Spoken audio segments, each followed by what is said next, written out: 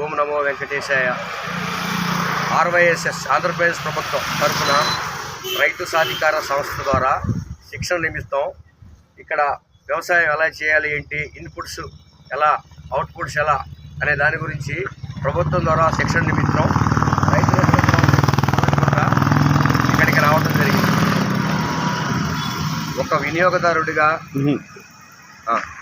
ఓకేనా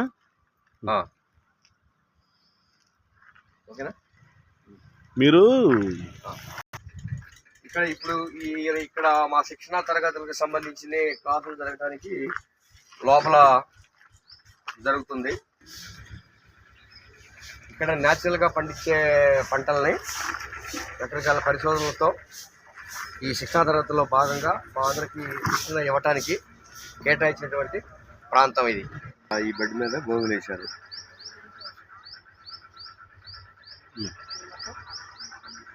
ఇక్కడ ఇవన్నీ కూడా రకరకాల పంటలన్నీ కూడా అంతర పంటలు అన్నీ సమ్మిళితం చేసి ఇవన్నీ కూడా ఎట్లాంటి పురుగు మందులు కానీ రసాయనిక ఎరువులు కానీ ఉపయోగించినటువంటి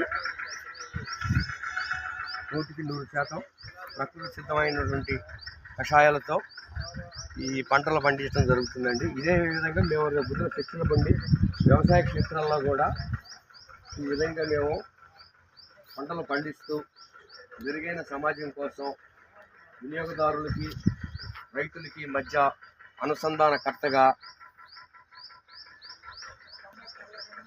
ఈ బెడ్ మీద అంతా కూడా ముల్లంగి అండి. ఈ ముల్లంగి అనేది కూడా విలువైన ఔషధ గుణాలు కలిగినటువంటిది. ఎట్లాంటి రసాయనిక ఎరువులు కానీ పురుగు మందులు కూడా లేకుండా స్వచ్ఛమైనటువంటి విషరహిత ఆహారము. ఈ దుంప ఆకులు కూడా మంచి పోషకాలు ఉంటాయి, విటమిన్స్ అన్ని సమృద్ధిగా ఉంటాయి. ఈ దుంపల వల్ల మనం ఉడకబెట్టుకొని తినటం వల్ల కూడా, ఈ కూర వండుకొని తినటం వల్ల కూడా కిడ్నీలో రాళ్ళను కూడా ఇవి కరిగిస్తాయి. నెక్స్ట్ ఇది బీట్రూట్ అండి. ఇది కూడా 100% ప్రకృతి సిద్ధమైనటువంటి పదార్థాలతో తయారు చేసి దీన్ని మనం ఉపయోగించడం వలన ఈ బీట్రూట్ కూడా మంచి పోషకాలు కలిగి రక్తాన్ని, హెమోగ్లోబిన్ శాతాన్ని పెంచుద్ది.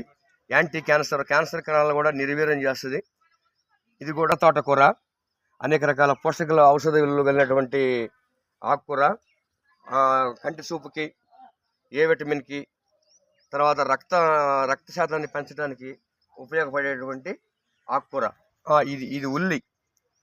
ఈ ఉల్లి అనేది నారు పోసి పెరిగిన తర్వాత దీన్ని మళ్ళీ తీసుకెళ్ళి ప్రధాన క్షేత్రంలో నాటేసి పంట దిగుబడి తీస్తారు. ఇది కొత్తిమీర అండి. ఇంకా కొన్ని రావాల్సిన మొక్కలు కూడా ఉన్నాయి. అవి కూడా రావడానికి కొంత సమయం తీసుకుంటుంది. స్వల్పకాలంలో వేసాము. ఇంకొక 10-15 రోజుల్లో ఇది మొత్తం ఒత్తుగా వచ్చేస్తుంది. ఇది సుక్కకూర. ఇవన్నీ కూడా ఎట్లాంటి రసాయనిక ఎరువులు కానీ. ఇది వచ్చి పాలకూర.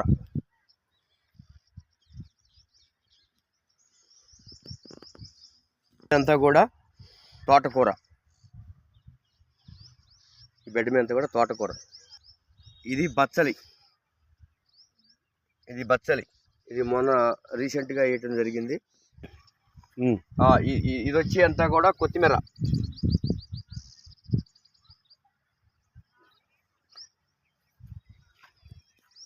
ఇది బంతి.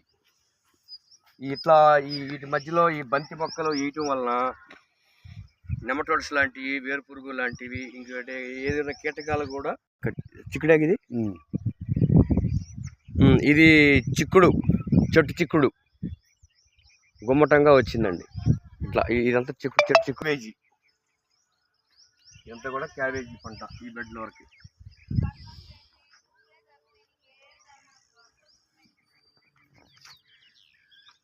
ఇది బ్రకోలీ.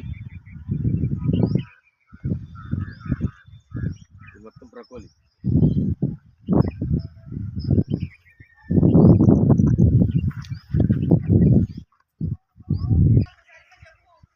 ఈ ప్లేస్ వరకు అంతా కూడా వంగ. మామూలు దేశవాళీ నాటు రకం వంగ, హైబ్రిడ్ కాకుండా దేశవాళీ నాటు రకం వంగ.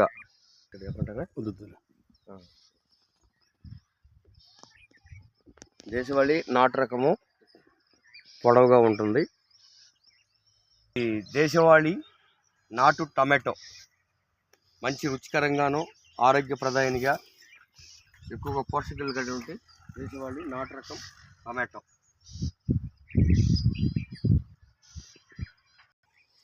ఇది దేశవాళీ నాటు రకం అండి.